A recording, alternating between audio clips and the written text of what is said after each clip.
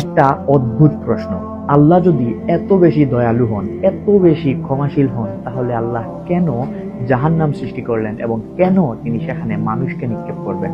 এই প্রশ্নটাই ভুল। প্রশ্নটা হওয়া উচিত ছিল এমন, আল্লাহ যদি এত বেশি দয়ালু হন, এত বেশি ক্ষমাশীল হন, তাহলে কিভাবে একজন মানুষ জাহান্নামে যেতে পারে? আমাদের এই জীবনের প্রত্যেকটা মুমেন্ট, প্রত্যেকটা সেকেন্ড আমাদের জন্য অপরচুনিটি।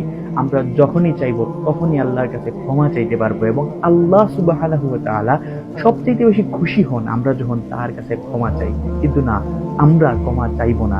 আমরা যখন আজান হবে তখন আমরা নামাজ পড়বো না, রমাদানের রোজা রাখবো না, আমরা আল্লাহর প্রতি ফিরে আসবো না, রাসূল সাল্লাল্লাহু আলাইহি ওয়াসাল্লামকে মানবো না, কিন্তু আমরা জান্নাতে যাইতে চাই। তাই এই কোয়েশ্চেনটা করলে হবে না যে কেন আল্লাহ জাহান্নাম সৃষ্টি করলেন এবং কেন তিনি সেখানে মানুষকে নিক্ষেপ করবেন, বরং আপনাকে কোয়েশ্চেন করা লাগবে, আল্লাহ এত বেশি দয়ালু এবং ক্ষমাশীল হওয়ার পরেও একজন মানুষ কিভাবে জাহান্নামে যাইতে পারে? রাসূল সাল্লাল্লাহু আলাইহি ওয়াসাল্লাম বলেন, সবাইকে জান্নাতে প্রবেশ করানো হবে, শুধুমাত্র যে নিজে অস্বীকৃতি জানাবে জান্নাতে প্রবেশ করতে। এখন কে নিজে অস্বীকৃতি জানাবে জান্নাতে প্রবেশ করতে? যে আল্লাহ এবং তার রাসূল সাল্লাল্লাহু আলাইহি ওয়াসাল্লামকে মান্য করবে না, তাদেরকে মানবে না, শুধু তারাই নিজে থেকে অস্বীকৃতি জানাবে জান্নাতে প্রবেশ করতে।